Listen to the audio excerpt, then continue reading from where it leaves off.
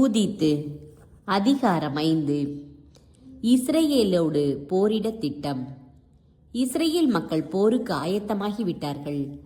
மலை பாதைகளை மூடிவிட்டார்கள். உயர்ந்த மலை உச்சிகளை காவலரண் செய்து வலிமைப்படுத்தியுள்ளார்கள். சமவெளிகளில் வழித்தடைகளை அமைத்துள்ளார்கள் என்று அசீரியரின் படைத்தலைவன் ஒலோபெரினுக்கு தெரிவிக்கப்பட்டது. அப்பொழுது அவன் கடும் சினமுற்றான். மோவாபு நாட்டு தலைவர்கள், அம்மோன் நாட்டு படைத்தலைவர்கள், கடலோர பகுதிகளின் ஆளுநர்கள் ஆகிய அனைவரையும் அழைத்தான். கானான் நாட்டு மக்களே, எனக்கு மறுமொழி கூறுங்கள். மலை நாட்டில் வாழும் இந்த மக்கள் யார்? இவர்கள் குடியிருக்கும் நகர்கள் யாவை? இவர்களுடைய படை வீரர்களின் எண்ணிக்கை என்ன? இவர்களுடைய ஆற்றலும் வலிமையும் எதில் அடங்கும்? இவர்களின் மன்னர் யார்? இவர்களுடைய படைத்தலைவன் யார்?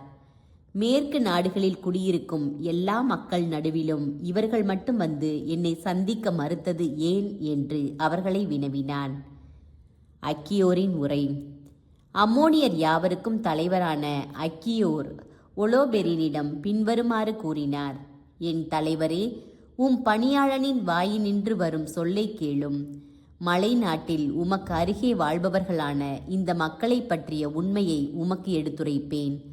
உம் பணியாளனின் வாயினின்று பொய் எதுவும் வராது. இந்த மக்கள் கல்தேயரின் வழிமரபினர். கல்தேய நாட்டில் வாழ்ந்த தங்கள் மூதாதையரின் தெய்வங்களை இவர்கள் வழிபட விரும்பாததால் ஒரு காலத்தில் மெசபத்தோமியாவில் குடியேறினார்கள். அதாவது தங்கள் மூதாதையரின் வழியை விட்டுவிட்டு தாங்கள் அறிய வந்த கடவுளான விண்ணக இறைவனை தொழுதார்கள். இதனால் கல்தேயர் தங்கள் தெய்வங்களின் முன்னிலையில் நின்று இவர்களை விரட்டி அடித்த பொழுது இவர்கள் மெசபதோமியாவுக்கு தப்பியோடி அங்கு நீண்ட நாள் தங்கியிருந்தார்கள். பின்னர் தாங்கள் தங்கியிருந்த இடத்தை விட்டு கானான் நாட்டுக்கு செல்லுமாறு அவர்களுடைய கடவுள் அவர்களுக்கு கட்டளையிட்டார். அவ்வாறே அவர்கள் அங்கு குடியேறி பொன், வெள்ளி, பெரும் திரளான கால்நடைகள் ஆகியவற்றால் வளமையுற்றார்கள். கானான் நாடெங்கும் பஞ்சம் நிலவிய போது அவர்கள் எகிப்து நாட்டுக்கு சென்றார்கள். அங்கு உணவு வளம் நீடித்தவரை தங்கியிருந்தார்கள். அப்பொழுது அவர்களது இனம் எண்ண முடியாத அளவுக்கு பல்கி பெருகியது.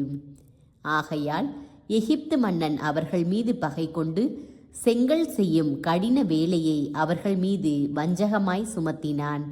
அவர்களை கொடுமைப்படுத்தி அடிமைகளாக்கினான். எனவே அவர்கள் தங்கள் கடவுளை நோக்கி கூக்குரலிட்டார்கள். அவரும் எகிப்து நாடு முழுவதையும் தீரா கொள்ளை நோய்களால் தாக்கினார். ஆகையால் எகிப்தியர் அவர்களை தங்களிடமிருந்து விரட்டி அடித்தனர். அப்பொழுது கடவுள் அவர்கள் கண்முன் செங்கடலை வறண்டு போக செய்தார். அவர் சீனாய், காதேசு பர்னேயா வழியாக அவர்களை நடத்தி செல்ல அவர்கள் பாலை நிலத்தில் வாழ்ந்த யாவரையும் விரட்டி அடித்தார்கள். பின்னர் எம்மோரியரின் நாட்டில் குடியேறினார்கள். தங்களின் வலிமையால் கெஸ்போனியர் யாவரையும் அழித்தொழித்தார்கள். யோர்தான் ஆற்றை கடந்து மலை நாடு முழுவதையும் தங்கள் உடைமையாக்கி கொண்டார்கள். கானானியர், பெரிசியர், எபூசியர், செக்கேமியர் ஆகியோரையும் கிர்காசியர் அனைவரையும் அங்கிருந்து துரத்திவிட்டு அங்கே நீண்ட நாள் வாழ்ந்து வந்தார்கள். அவர்கள் தங்கள் கடவுள் முன்னிலையில் பாவம் செய்யாத வரையில் வளமுடன் வாழ்ந்தார்கள். ஏனெனில் அநீதியை வெறுக்கும் கடவுள் அவர்கள் நடுவே இருக்கிறார். ஆனால் அவர்களுக்கென்று அவர் வகுத்து கொடுத்திருந்த வழியை விட்டு விலகி சென்றபோது அவர்கள் பல போர்களால் பெரிதும் அழிந்தார்கள். அயல் நாட்டுக்கு கைதிகளாய் கொண்டு செல்லப்பட்டார்கள். அவர்களுடைய கடவுளின் கோவில் தரைமட்டமானது. அவர்களின் நகர்களை பகைவர்கள் கைப்பற்றினார்கள். ஆனால் இப்பொழுது அவர்கள் தங்கள் கடவுளிடம் மனம் திரும்பி வந்துள்ளார்கள். தாங்கள் சிதறடிக்கப்பட்ட இடங்களிலிருந்து திரும்பி வந்துள்ளார்கள். தங்களது திருவிடம் அமைந்துள்ள எருசலேமை மீண்டும் உரிமையாக்கி கொண்டுள்ளார்கள். பாழடைந்து கிடந்த மலை நாட்டில் மீண்டும் குடியேறியுள்ளார்கள். எனவே தலைவர் பெருமானே, இப்போது இந்த மக்களிடம் தவறு ஏதேனும் காணப்பட்டால், இவர்கள் தங்களின் கடவுளுக்கு எதிராக பாவம் செய்திருந்தால், இவர்கள் செய்த பாவத்தை நம்மால் கண்டுபிடிக்க முடியுமானால் நாம் புறப்பட்டு சென்று இவர்களை போரில் முறியடிக்கலாம். ஆனால் இந்த இனத்தாரிடம் குற்றம் ஒன்றும் இல்லையானால் என் தலைவரே இவர்களை தாக்காது விட்டுவிடும்.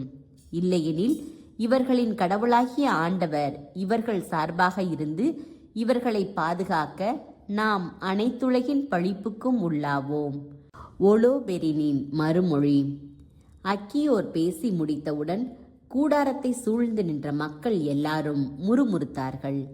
ஒலோபெரினின் அலுவலர்களும் கடலோரத்திலும் மோவாபிலும் வாழ்ந்தோர் யாவரும் அக்கியோரை கொன்று போடுங்கள், இஸ்ரேலருக்கு நாம் அஞ்ச தேவையில்லை, ஏனெனில் அம்மக்கள் கடுமையாய் போரிடும் வலிமையோ ஆற்றலோ அற்றவர்கள். ஆகவே ஒலோபெரின் எம் தலைவரே, நாம் மேலே முன்னேறி செல்வோம், உமது பெரும் படைக்கு அவர்கள் இரையாவார்கள் என்று கூறினர்.